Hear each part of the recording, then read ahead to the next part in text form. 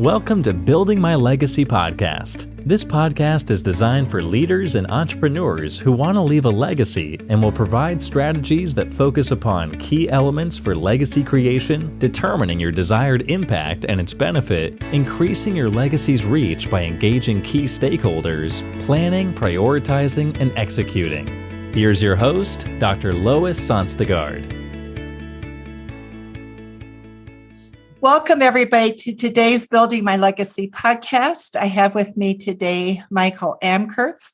He is CEO of Adorama, which is headquartered in Brooklyn. It's a privately held, rather large company there, and comes to us from the Netherlands originally and has been in the U.S. for some time working.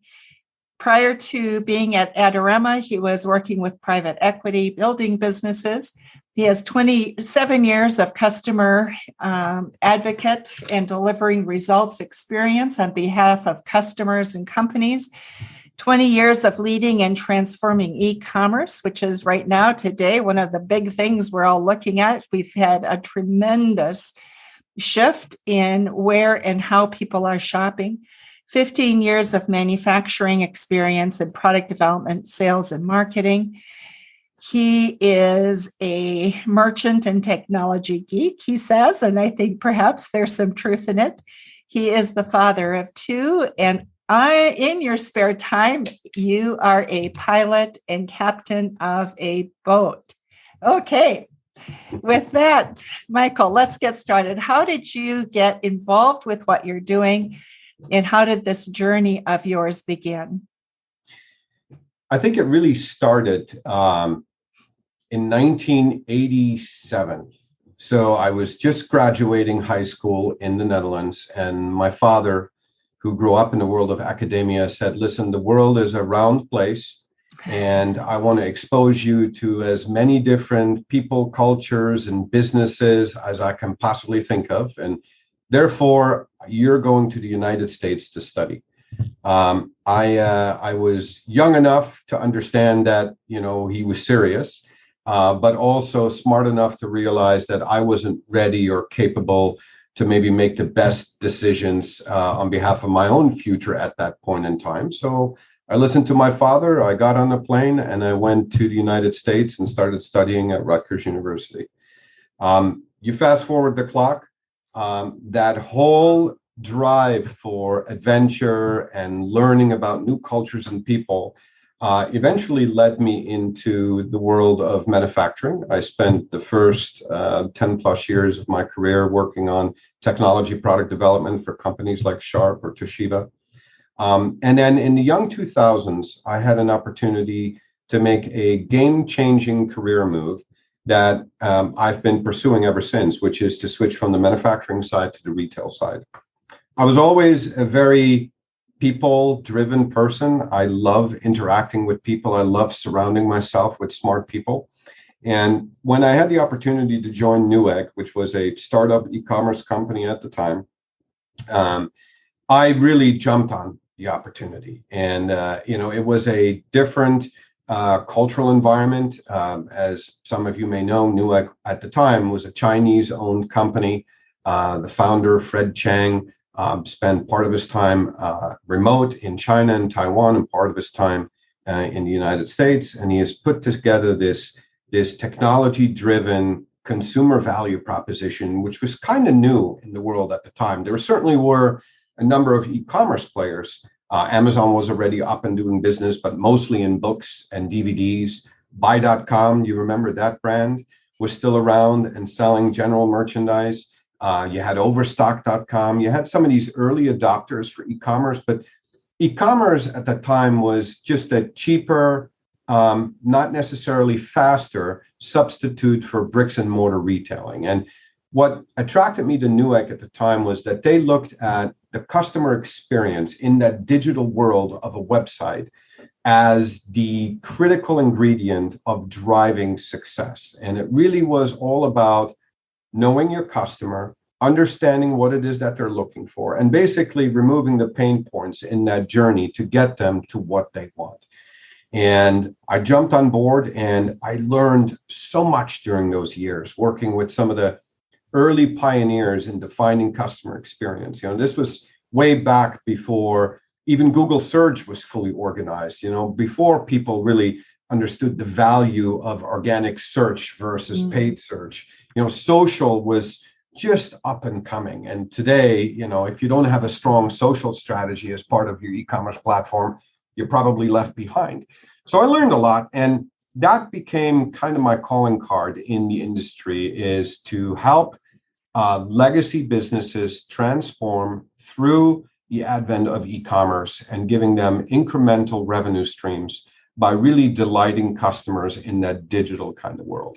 And been doing it ever since. And you've done a great job at it.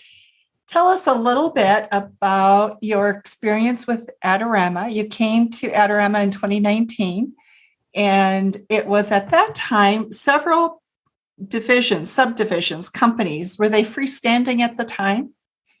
Yeah, very siloed, structured organization. So Adorama Inc., holding company that does business under 5 key distinct brands. We have the brand Adorama, which is a e-commerce website that specializes in electronics. A lot of it started from the photography world. Then we have a brand called ARC, or Adorama Rental Company, which is a standalone entity that rents photography, but mostly cinema photography equipment to content creators such as NBC, ABC, CNN, Amazon Video, Hulu, Netflix, all of the proverbial content creators out there today. Then we have a government-oriented business under ABS, Adorama Business Solutions. This is a standalone team that caters with the corporate world, with the educational world, as well as the GSA/government world in solution-oriented selling of our technology to those respective commercial businesses. So it could be as simple as us outfitting a classroom with notebooks, with projectors, to something as complicated as building proprietary surveillance kits to the US military, and the entire range in between.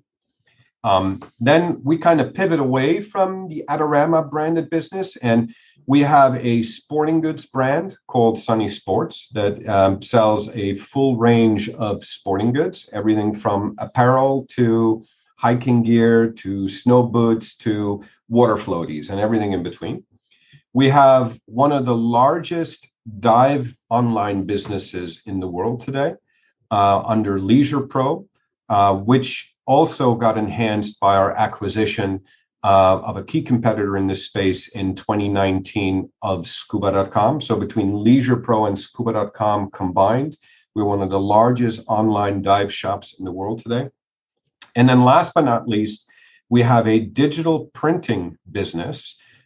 This business is located in Brooklyn.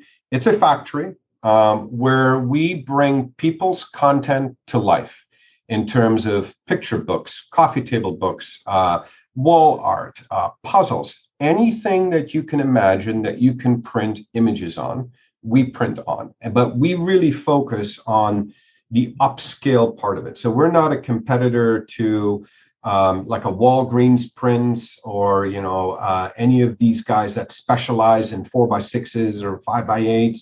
We really focus on larger format, proper color correction, tasteful pieces of art, really leveraging people's content that they created. They can upload it to us in a variety of different ways, and our factory will print it on anything from a 4x8 sheet of aluminum to acrylic to leather-bound picture books and everything in between. Wow! And that business is called Printique. So yeah, it's a Printique, correct. So it's a full assortment, all under the Adorama Inc. umbrella. That in prior years, before my arrival, were mostly operated in a silo-driven environment. There was lots of duplication. There was very little overlap in activity between the different companies, duplication in terms of technology, in terms of resources and people, and really not, I would say, optimized for today's world. And In 2019, as you can imagine, just by looking at a calendar, 8 months prior to the start of the pandemic or so, it didn't take much. Timing was incredible. Yeah, well, I didn't know that at the time, but it didn't take much. Once, you saw the pandemic coming and you recognized all the things that would have to change as a result of that this was a prime opportunity to build some synergies between these companies. And we certainly, started there is by, doing a resource mapping exercise and really looking at what were the key expertise that we had in each of these individual businesses and how could we streamline the back-end operation of all these businesses and take cost out of the equation, put efficiency back into the equation, time to market, speed, but more than anything, service our customers in a more holistic fashion. So talk a little bit about that process, because that's an incredible process. And you did it during a time when most people would have said, don't do it now, right? Because that was right at the time when the pandemic broke. So talk a little bit about that. What drove your decisions and how you managed that to work? Yeah, so I think it starts when I joined the company in June of 2019.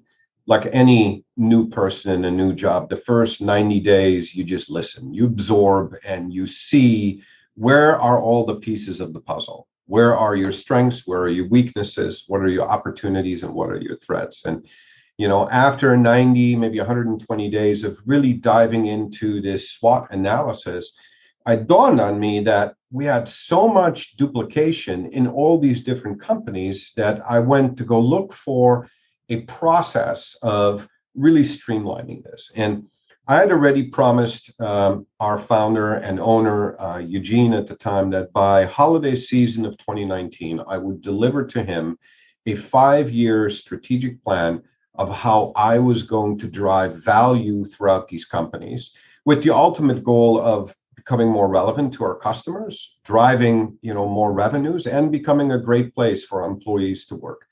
And, as part of that journey was this SWOT analysis, but I needed more. I needed more of a structured method to really look at all these uniquely different positioned companies and how do I keep what's really good and how do I streamline and optimize the things that could be streamlined or optimized. And this is where Mark Monchek came into the picture. So when I started looking for some additional resources to help me map out what is this 5-year plan going to look like, I was introduced to Mark. I'd met Mark during the interview process. I'd seen some of the work that he had done with some of his other businesses. And I said, you know what? This whole resource mapping exercise, I could really leverage some of the groundwork that he had already laid. So I partnered up with him and a couple of members in his team. And we spent a number of offsites really looking at strengths and weaknesses for each of these organizations, and then looking at where do we see ourselves 5 years from now, and then mapping these resources against that plan, and became an integral part of the 5-year strategy that I delivered to Eugene in December of 2019. Now, all throughout this process, COVID-19 or the pandemic was never on my mind. It hasn't happened. Yeah. It hadn't happened yet. So I was executing, thinking, I understand there is opportunity here. I've done a lot of these things. I got the right help. I got the right process. We put it all together in a very convincing package and pitch. Everybody signed off and they're like, off to the races. So in January, with a fresh budget and with a clean slate, so to speak, we started executing against this 5-year plan. Now, fast forward to February of 2020, just a couple of months later, and I think I shared this story with you once before. I'm in a Costco in Bayonne, New Jersey, and I walk in, and I had heard rumors already on CNN of, China is going through a lockdown. There's this thing called COVID, but it isn't in the US yet, nothing to worry about. And then very quickly after that, there was, I don't know if you remember this news of this cruise ship that had docked in Seattle, and all of a sudden everybody on the cruise ship became sick. And, this really started to unfold in the latter parts of February and then really into March. So I'm in this Costco late February, early March, and I walk in, and I go into Costco all the time, right? And right in the entrance is this pallet of latex gloves and masks. And I'm like, what the heck? Why would they put masks and gloves in the entryway of a Costco? Like, it's never there. There's typically, the seasonal merchandise, or they have some kind of a coupon special with their passport promotions that they put right in the front entrance. But this was regularly priced masks and gloves, like the weirdest thing to see in a Costco at bulk. And I thought about it, and I kept walking, doing my business, and I'm somewhere in the aisle where the water is, and I'm like, I got to make a call. Like, something was prompting me, like, I got to do something. So I call up Eugene, and I call up our COO, Craig Smith, and I'm like, guys, I'm in a Costco, and right at the front door, there's gloves and masks, and something's up. And I've been reading about this thing in China, and this thing just happened with the cruise ship in Seattle. I have a feeling that we need to prepare ourselves. Something is telling me we got to jump on action and, prepare ourselves, because things may happen. As a result of that phone call, the very next day, my private brands team started sourcing gloves, latex gloves, masks, and sanitation fluid, sanitizing liquid from China through the channels that we use to develop our own private brands. And maybe 2 weeks later or so, 3 weeks later, the whole country went on lockdown. And for a very long time there, we were one of the only players in town that had plenty of supply on PPE, because we recognized it early. And we're a small, privately held company, so we were able to react very, very, very quickly. But now, tying this back to the 90-day strategy and the change that needed to happen, I had already baked in change in this 5-year plan, but it was over 5 years. And basically what the pandemic forced us into was to make 5 years worth of change in the very first year, in 2020. We probably changed every aspect of our business: people, resources, process, technology, customer experience. We tackled almost everything across the board in that first year of the pandemic, recognizing that there was a tremendous opportunity here, because people were forced into their homes. They were told, stay home. All of a sudden, everybody started working from home. They needed laptops, printers, cameras. Guess what? That's one of our core businesses. So we sold a lot of laptops, printers, and cameras. We recognized that people needed PPE. We had a lot of those goods. We saw a lot of schools going to a virtual environment, and kids studying from home that required certain technologies. And it was almost as if something gave us a premonition that said, prepare, because here's your opportunity to accelerate beyond your 5-year plan. And we did.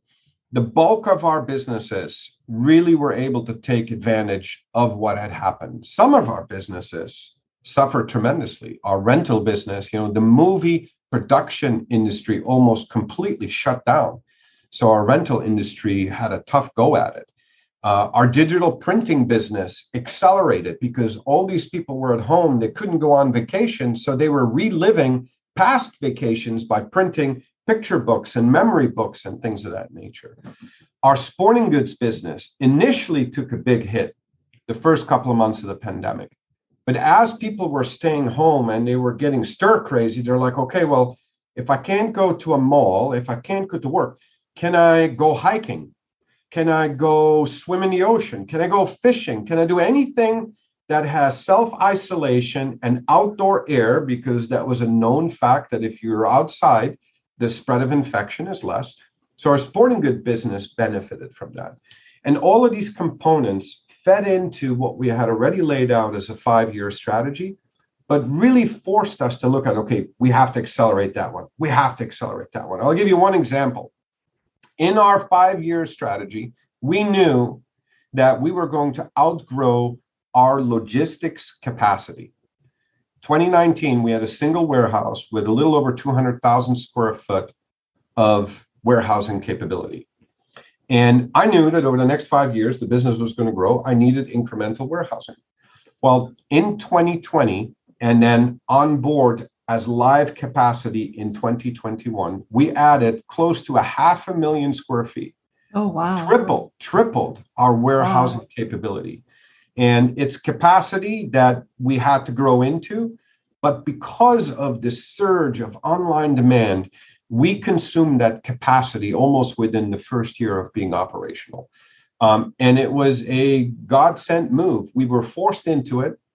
The timing was right because, commercial real estate at the beginning of the pandemic was already hot because people were expanding from a logistics perspective. But today, in today's world, if you try to get a piece of light industrial or commercial real estate to use as warehousing, stand in line because there is the other 10,000 e-commerce savvy companies in front of you.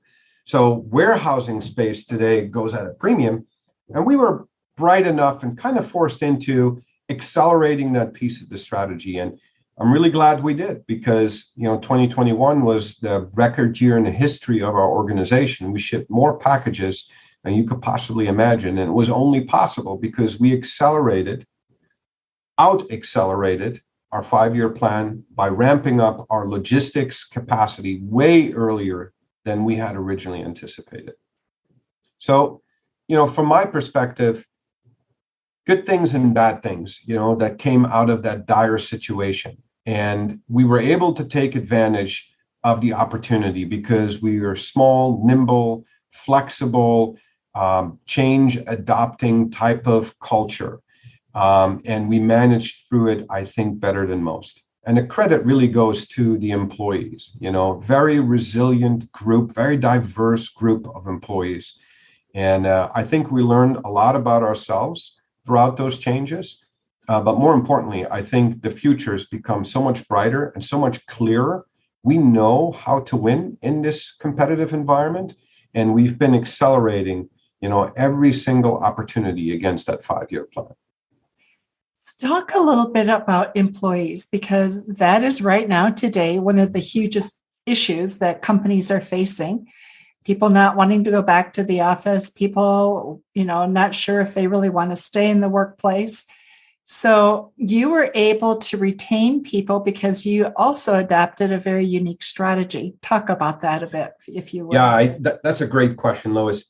Everybody's heard about the Great Resignation, and it wasn't until just recently you started to hear about the Great Retention. And for us, I think we didn't know anything about the Great Resignation when we went into this pandemic, but I was very much aware of the fragile infrastructure that we have, and we're so dependent on people. When we stop shipping packages, our business stops. Yeah. And throughout this pandemic, through adopting a philosophy of the Great Retention, we were able to keep our warehouses safe and open and continue to ship our packages to our customers. So number of things that we did that you will say, well, that was easy. And you're right. They're very much known motivators and drivers that a lot of businesses had already adopted, and we hadn't. And then I think there is some unique stuff. So, we're a company that's been around for 40 plus years. We were founded in 1974, and it was born, out of this small Hasidic Orthodox Jewish community in Brooklyn as a photography store with a lot of people from Brooklyn, a lot of Jews joining the organization. And it wasn't until maybe 10, 15 years or so that people started to recognize the value in diversity. And, when you look at us as a diversity-oriented type of company today, we're truly a potpourri of everything that you can possibly imagine. Every color, shape, size, gender, ethnicity, religion, all mixed together in this family that is relentlessly focused on giving content creators the hardware that they need in order to bring their story to life. So the start of this pandemic hits, and immediately you see a lot of other businesses shutting down their warehouse capabilities because of infection or not being able to comply with the rules. And almost day one, we said, okay, we got to do something special for the people on our front line. And our front line was the folks in the warehouses that are shipping these packages. So almost from the get-go, I stopped coming into the office and I started going into the warehouse. And I was in there with latex gloves on, packaging up, products for our customers to go out the door. And I wanted to make sure that everybody that works in our warehouse could see that I'm not some class princess that sits in a palace and waves a wand, that I recognize the fact that we're asking these employees to come in under the most difficult circumstances to make our customers happy. So I was there with them, and so was my COO. Secondarily, we recognized that we needed to give people some combat pay. So we increased our hourly wages to motivate and incentivize people to show up for work, risk pay, so to speak.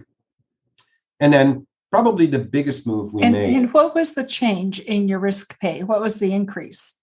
Back at the time, we were probably somewhere in the $14 an hour neighborhood. And today we are close to $18. Okay, so significant increase. Significant increase. And that is just rank and file. Obviously, managers and supervisors are at different rates. Yeah. But I think the biggest difference really came in when we started to care about people's safety. And so we were one of the earlier companies to partner up with local testing in our warehouses. Mm-hmm. We brought in specialized companies to, on a weekly basis, fog, with disinfected fog, everything in our warehouses. We had a specialty crew that would come in overnight, every single night, and clean all high traffic areas. We had an abundance of what's called hydroxyl generators. These are negative ion generators that attach themselves to pollutants, including COVID virus, and kill it through a series of UV light and all kinds of cool stuff. So we aggressively, tens and tens and tens of thousands of dollars invested into safety equipment and safety protocol to make sure that we kept our people safe. We staggered shifts. We broke up the lunchrooms and installed plastic barriers before everybody else did. So we were really early on to recognize it's really about the people and making sure that we hold on to it. So that was the front line. Much later, as people stayed home and as the government started handing out a lot of this free money to employees, to our employees, they started to think, well, wait a minute, I get all these benefits from the government. I get, all these special perks. Like my motivation to stay working is less and less and less. And that started to become a problem probably in late 2020, but more so in 21. The whole great resignation piece really started to rear its ugly head for us in 2021. So I started looking at what additional things can I do to hold on and retain to the right people. And here are some of the things that other companies had already pioneered well ahead of us, and we just hadn't adopted. But I had to build it into the budgeting cycle. I had to build it into the business model. So we implemented a matching 401k program, which was high on the list for people, which we hadn't had before. We had a 401k, but it wasn't a matching program. We overhauled twice now our complete medical benefits package and reduced our co-pays on behalf of the employees. So we sponsor most of our employees as in the entire organization. We added incremental dental and vision benefits. We added life insurance. We added all these tools like EAP, Employee Assistance Program, specifically the psychological benefits as the pandemic was taking full grasp. And people were struggling with how do I balance work from home with my children and daycare and everything else.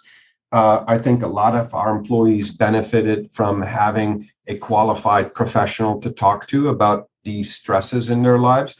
And I think at the end of it, the biggest piece was communication. I'm always a firm believer of an organization will run the smoothest if everybody in the organization understands how do they plug into the greater good? How do they see their role being as critical and important to the rest of the Adorama family? And so we started a series of newsletters that I would send out on a monthly basis, and I would communicate with the entire organization, good, bad, or indifferent, how we were doing throughout the pandemic every month. We started a leveraging Microsoft Teams, a town hall, a virtual town hall that I would do every quarter and bring people into the fold of what was happening. But the biggest piece that I think people benefited from was packaging up that 5-year strategy that we talked about and how we were out accelerating by making some of these key investments in employees and in technology and in warehouses, and sharing it with the employees so that they fully understood, here's where we are today, here's where I thought we were going to be tomorrow, but because of the pandemic, here's what we're doing to take advantage of this unique situation and to make people feel like they were really part of a winning team, of a winning culture, and that our customers would be the beneficiaries of that. And that's been a proven recipe throughout this entire pandemic. And even today, because all you got to do is read the news, right? The landscape is constantly changing with the war in Ukraine, with inflation being close to 8%, with continued supply chain issues and being shortages of goods that people want and abundances of goods that people don't want. This unique recipe of having to, convert these lemons into lemonade on a daily basis, it continues. And to me, the magical ingredient is transparency to our employees and transparency to our customers in terms of communicating. And on any given point in time, they know where they stand, what is expected, and where we're going. And that, I think, has given us a more motivated, more retaining workforce than a lot of our competitors. But we've lost some people. I'm not saying we're flawless, but we've done better than most. So, Michael, part of what you were able to do was to bring these entities, look at cost sharing where it was appropriate. And through that, my understanding is you've also been able to take on expansion into other areas, perhaps acquisitions as well. That's pretty significant because I think a lot of times that is one of the things that doesn't get measured enough is when I bring these entities that I have, and you're not alone. So many companies have a piece here, a piece there, a piece there, but really looking at how do you pull them together and share isn't so easily done. And you were able to do that and get egos to be willing to do that. How did you do that?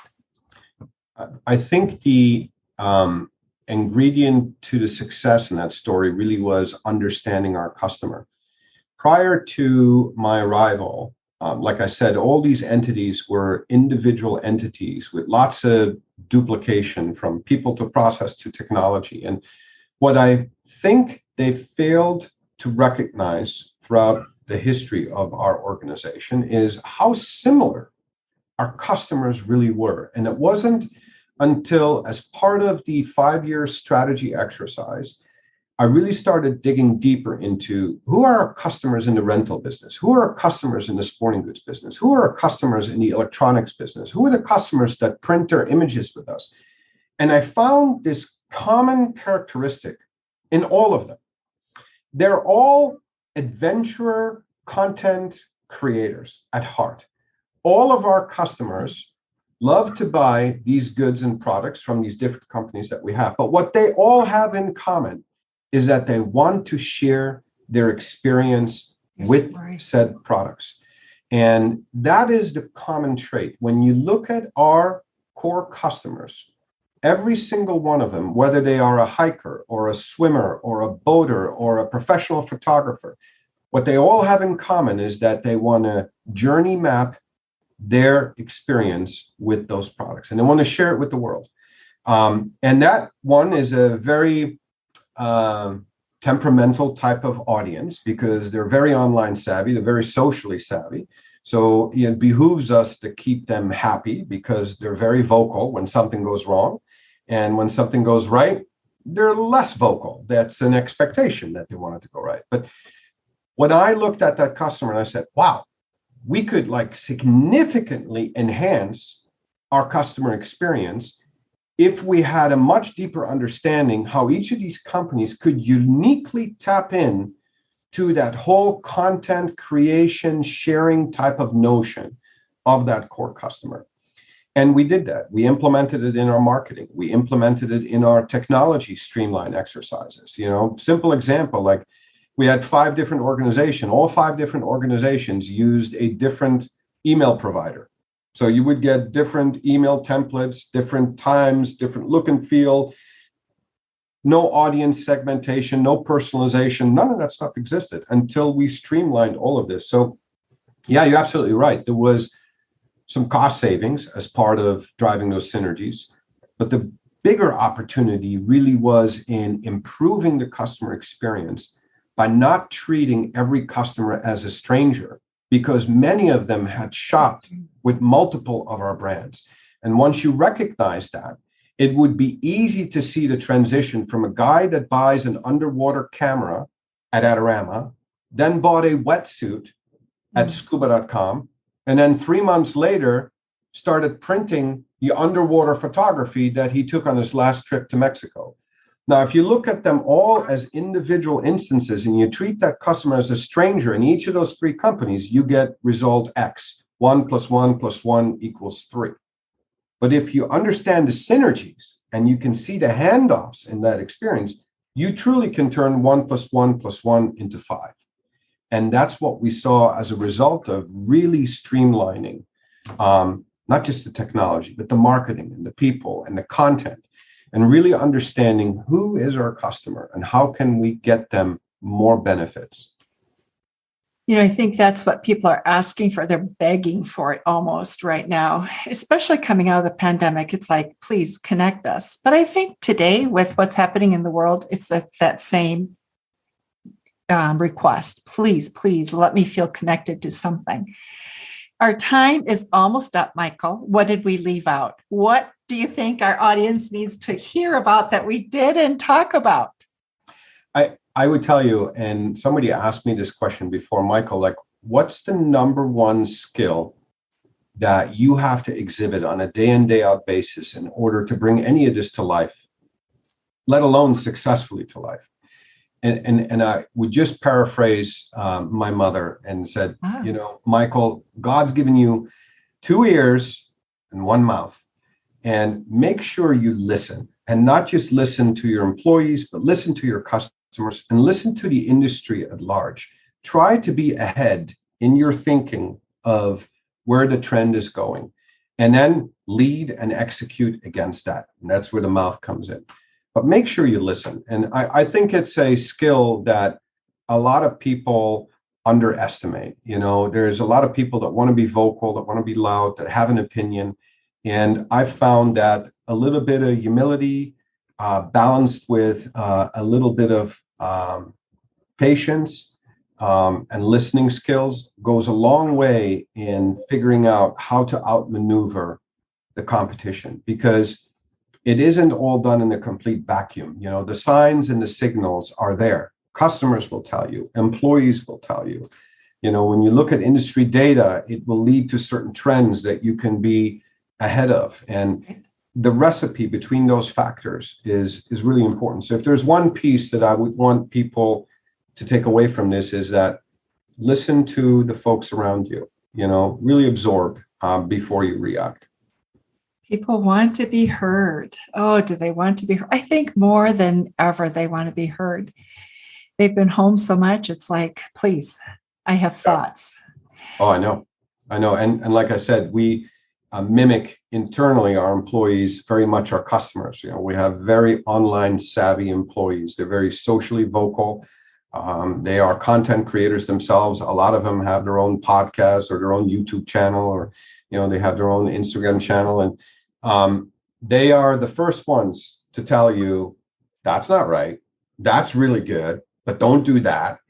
And, a lot of companies, and especially large companies, that there's so many voices talking all at once, it's very difficult to rise above the noise, and it's not a matter of just speaking louder. It's just, let's say something more interesting, that gets you heard. And I think our employees are really, really good at that. I think our customers are really, really good at that. And we've become good listeners, and we're deploying our resources, as scarce as they may be, against solving those problems, because I think it has good outcomes, both business and both, for the organization at large.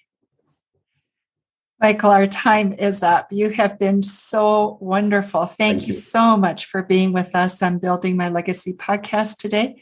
And for those of you who are with us on our podcast, thank you. And please visit our website at www.buildtomorrow.com and also startwithcollaboration.com. And if you should want to get in contact with Michael, let us know. We certainly will be glad to connect you. He has such wisdom. So thank you. Thank you for being with us. Thank you, Lois. Have a great day. Thank you. You've been listening to Building My Legacy podcast with Dr. Lois Sonstegard. To book your appointment with Dr. Sonstegard, visit www.buildtomorrow.com.